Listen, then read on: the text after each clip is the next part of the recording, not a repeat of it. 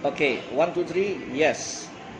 Saat ini saya dengan pengacara yang luar biasa. Saya katakan luar biasa karena beliau adalah pengacara yang berani untuk menyatakan kebenaran, dan beliau apa yang diucapkan itu dipertanggungjawabkan. Nah, ini saat ini saya bersama-sama dengan Bapak Kamarudin Simanjuntak, SAMH, pengacaranya Brigadir J yang saat ini sedang viral. Pak Kamarudin, saya melihat Pak Kamarudin ini luar biasa nih. Boleh dikatakan walaupun Pak Kamarudin tidak pernah ikut camp Pria Sejati, tapi Pak Kamarudin ini punya satu statement dari Pria Sejati, yaitu keterbukaan adalah awal pemulihan atau kebenaran. Nah, menurut Pak Kamarudin, seorang pria Kristen khususnya itu apa yang harus dia lakukan untuk dia bertanggungjawabkan di depan Tuhan? Silakan, Pak. Ya, pertama, seorang pria sejati itu adalah seorang pria yang takut sama Tuhannya. Takut sama Tuhan. Yang kedua, dia pribadi yang bertanggung jawab. Menjawab. Yang berikutnya, dia berperilaku baik dan benar serta berguna bagi diri sendiri, keluarga, dan atau orang lain. Kemudian dia bisa menjadi imam di dalam rumah tangganya apabila dia sudah menikah, Ya. dan atau menjadi teladan Ya. bagi diri sendiri dan sesamanya. Ya. Itulah Pria pria sejati. sejati gitu. Jadi artinya pria sejati itu selain dia bertanggung jawab, berguna, baik dan benar, juga pria yang selalu terus belajar. Terus belajar, ini penting. Terus belajar untuk meningkatkan kualitas hidupnya. Kualitas hidup seorang pria ya, gitu Iya. ya. Iya. Sehingga karena dia telah belajar atau learning by doing, maka taraf hidupnya akan semakin meningkat Ya. di kemudian hari kan gitu. Itulah kira-kira. Ya, Pak Kamarudin, kita lihat di viral di medsos, di TV, bahwa Pak Kamarudin itu tidak takut untuk menyatakan satu kebobrokan atau satu kebohongan, diungkap gitu. Apa yang membuat Pak Kamarudin itu ada rasa takut? Apalagi kan pasti ada ancaman-ancaman, tapi kok nggak rasa takut? Apa yang membuat Pak Kamarudin tidak rasa takut dengan apa yang Pak Kamarudin selalu ucapkan dan kritik atau bertanggungjawabkan gitu? Jadi yang membuat kita tidak takut karena kita sudah takut kepada Tuhan. Jadi hanya takut kepada Tuhan saja. Iya. Jadi tidak boleh takut kepada yang lain. Sehingga dalam memperdengarkan kebenaran itu kita harus yakin dan beriman, karena kebenaran itu memerdekakan. Yes.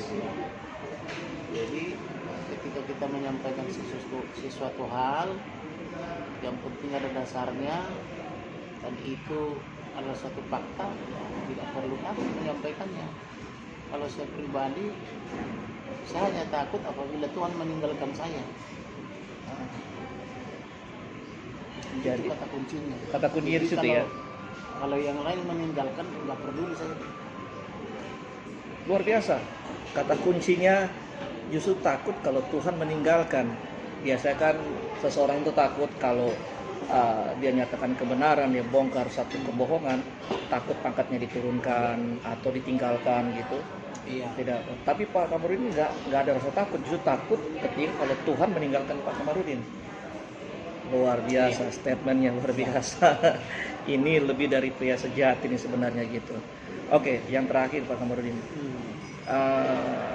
khusus buat kita para pria Kristen khususnya, apa yang harus kita lakukan Pak sebagai seorang pria Kristen gitu, supaya kita bisa menjadi teladan, menjadi contoh ya, bagi khususnya buat pria-pria Kristen lainnya gitu. Kira-kira apa yang harus Pak Kamarudin beritahu, statement apa yang harus gitu? Jadi yang harus dilakukan adalah bahwa pertama, siang malam merenungkan firman Tuhan itu. Siang malam merenungkan firman. Di waktu duduk, di waktu bercengkerama, di waktu makan, di waktu tidur, atau menjelang tidur, membicarakan firman Tuhan itu kepada istri dan anak-anak. Istri dan anak-anak. kemudian setelah direnungkan, kemudian menjadi pelaku menjadi pelaku firman Tuhan. Jadi dengan cara menerapkannya di dalam kehidupan sehari-hari. Jadi tidak hanya sebatas dibicarakan tetapi diaplikasikan, kan begitu. Ya. Yang berikutnya itu adalah selain terus belajar, juga melakukan evaluasi tentang apa yang dilihat, didengar, dialami, disimpan dalam subconscious mind, kemudian dirasakan baik dan buruknya, kemudian dikerjakan dengan sungguh-sungguh, kemudian dilihat hasilnya. Kalau hasilnya sudah memuaskan, berarti dia sudah on the track. Kalau hasilnya belum maksimal, berarti ada proses yang salah, apakah di pergaulannya, karena pergaulan yang buruk meninggalkan kebiasaan yang baik atau merusak kebiasaan baik, sedangkan kebiasaan yang baik meninggalkan kebiasaan buruk. Jadi harus pilih-pilih juga tentang apa yang kita lihat, dengar, dan alami. Tidak semua hal harus kita dengar. Jadi harus pintar-pintar menempatkan diri, dengan siapa kita bergaul, dengan siapa kita berbicara. Ketika kita bergaul dengan orang-orang yang baik dan benar dan positif, maka kemungkinan besar sikap dan perilaku kita akan baik dan benar. Tapi kalau kita banyak bergaul dengan orang-orang yang berperilaku buruk atau negatif, maka kemungkinan besar perilaku kita juga akan buruk juga. Karena lingkungan itu juga mempengaruhi. Oleh karena itu pintar-pintar memilih teman, pintar-pintar memilih bacaan, bergaul dengan orang-orang sukses, maka kecenderungan kita akan menjadi sukses. Amin.